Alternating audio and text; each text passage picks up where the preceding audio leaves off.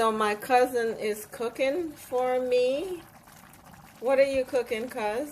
Brown stew fish. Brown stew fish. Oh my goodness. Look at it, guys. And it smells so delicious.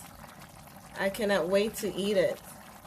What kind of fish is it? Sliced fish. Sliced fish. It's like a, I guess it's in the family of like a salmon, I would say, guys. So what are we gonna eat this with? I see a big pot over here. Open the pot, cuz. Oh, I guess you guys can't see in there. It's all that steam. But anyway. Oh, okay. It's over here.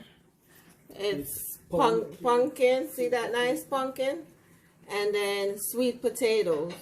With dumpling and bananas. With dumplings and boiled bananas. Oh my goodness. Let's check out the fish again, guys. I cannot wait. Alright, I'll show you all my plate if I don't eat it off quickly. Alright, big up on yourself. One love. Oh my goodness, guys. This is it.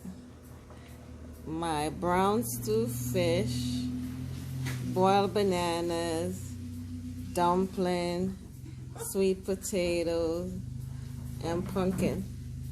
My cousin made it. Real Jamaican style food.